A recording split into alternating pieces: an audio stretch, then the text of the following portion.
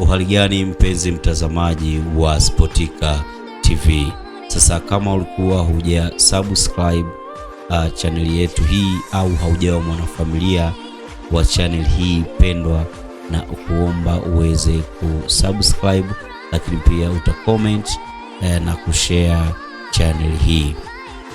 Sasa katika mwendelezo wa ligi kuu ya NBC, jana Simba Sports Club waliweza kusafiri na kufikia Dodoma, lakini leo Simba Sports ilisafiri kutoka Dodoma kuelekea jijini Singida kwa ajili ya maandalizi ya mchezo wao hapo kesho.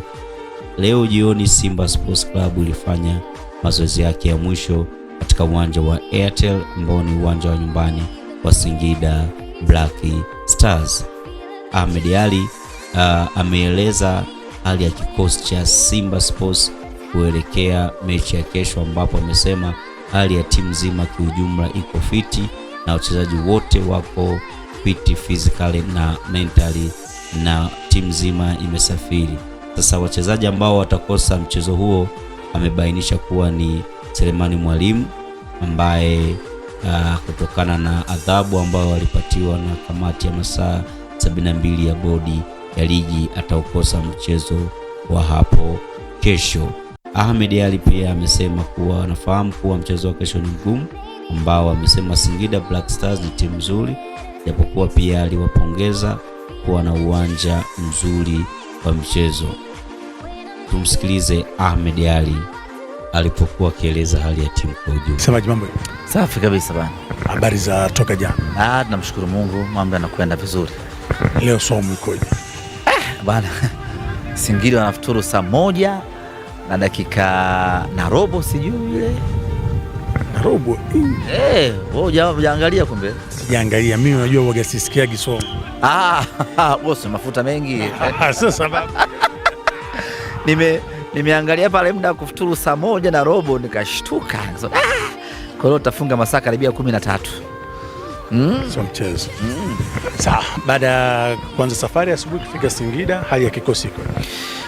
Leo tumeanza safari ya kutoka Dodoma ambako tuliweka kambi tangu siku ya jana, tukaja zetu Singida ambapo ni kituo chetu cha kazi kwa siku ya leo na kesho, na jioni hii tumepata nafasi ya kufanya mazoezi katika uwanja huu wa Airtel, uwanja ambao unamilikiwa na timu ya Singida Black Stars. Lakini kabla ya kuzungumzia mchezo wenyewe na maendeleo ya timu yetu kwa ujumla wake, nianze kwa kutoa pongezi kwa uongozi wa Singida Black Stars kwa kufanikisha kumiliki na kujenga uwanja wa kisasa kama huu. Sio kazi ndogo, tunafahamu ni uwekezaji mkubwa ambao unapaswa kuungwa mkono na kupongezwa kwa kila ambaye ametoa jitihada zake kuiwezesha timu ya ligi kuu kumiliki uwanja kama huu. Uwanja kama huu unatuwezesha Simba Sports Club na timu nyingine kucheza katika mazingira mazuri.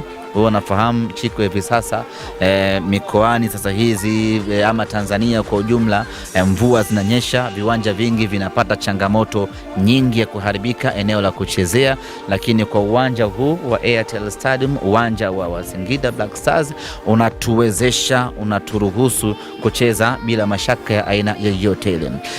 Ni kwa mara ya kwanza binafsi nafika hapa, na ni kwa mara ya kwanza Simba Sports tunafika hapa, na hatuna budi kwenye dhana nzima ya ungwana, kwenye dhana nzima ya fair play kuwapongeza Singida kwa uwekezaji huu, na tunaamini hii itakuwa ni chachu kwa vilabu vingine kwa kuiga utamaduni huu ambao wameufanya wenzetu wa Singida kuweza kumiliki kiwanja chao, na hii inawapa nafasi ya kujinasibu kwamba wamefanikiwa na wao kuwa na sehemu yao. Sawa. Jambo zuri kuona kiwanja kama hichi ambacho mpira utakuwa unachezwa vizuri kabisa. Sasa twende kwenye mchezo wenyewe. Mazoezi ya jioni leo yameendea vipi? Tumefanya mazoezi yetu ya mwisho hapa katika uwanja huu wa Airtel, na kila kitu kimekwenda vizuri.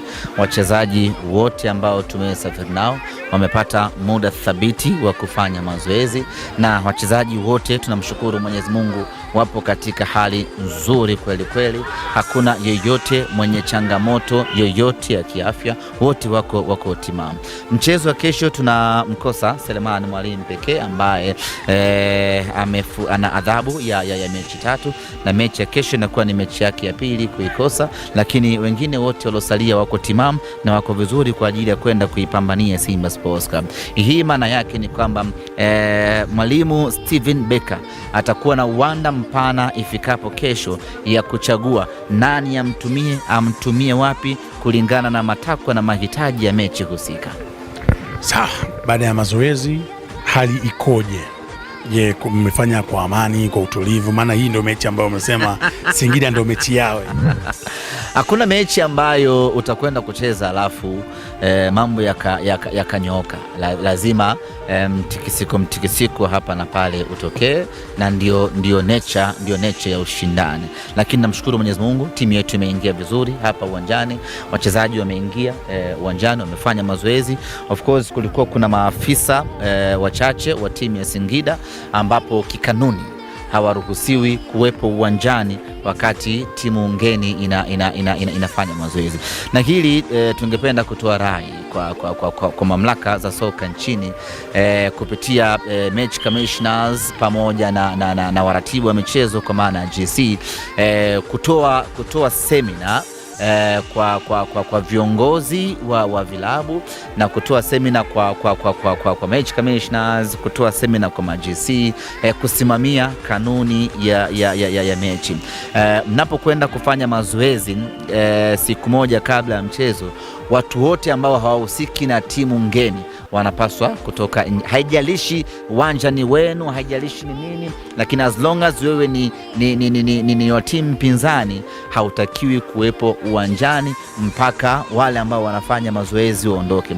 Anaopaswa kuwepo uwanjani ni timu husika, mratibu wa mchezo kwa maana ya GC na match commissioner. Hao ndio watu pekee ambao wanapaswa kuwepo kwa ajili ya kusimamia taratibu nzima za mchezo huo.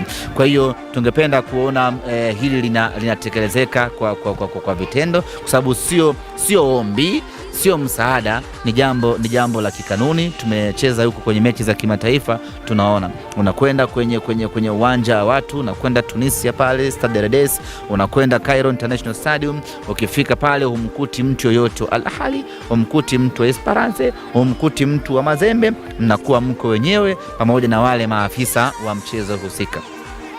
Kwa hiyo wakati ligi yetu inapiga hatua kwenda mbele, ni vema na mambo haya tukaya-apply kwa vitendo ili kunogesha ubora wa ligi. Na hili ambalo wanapaswa kulisimamia ni wale waratibu, match commissioners. Mimi naamini baada ya muda mfupi kila mmoja atakuwa ameelewa, na timu ngeni inapokwenda kufanya mazoezi kwenye uwanja wa mechi husika, hakutakuwa na rabsha za aina pale. Mambo mengine yanaepukika. Kama mkaamua kuwaachia wageni wenu wakafanya mazoezi kulingana na kanuni, wakamaliza wakaondoka, mkabaki na uwanja wenu, vitu vingi vinaepukika na mnatengeneza misingi halisi ile ya fair play. Mwisho siku mpira wa miguu natakiwa kabla ya kucheza mna amani, baada ya kucheza mna amani. Na mnaipataje hiyo amani? Ndio maana kuna kanuni, mkiishi kwenye zile kanuni, amani inapatikana. Kanuni ambazo saizi kidogo watu zinawasumbua. Unajua kuna kanuni kuielewa na kanuni inavyopaswa kutafsiriwa. Sasa wakati mwingine mtu anaamua kuielewa kanuni vile ambavyo yeye anataka aielewe ili imnufaishe yeye. Sasa hapo ndipo kazi za mamlaka zinasimama na kutoa mwongozo sahihi ama tafsiri sahihi ya kanuni husika. Tutaelewana tu kwenye mambo ya kanuni hapa safari hii. Basi mimi nikutakia kila la heri. Asante sana.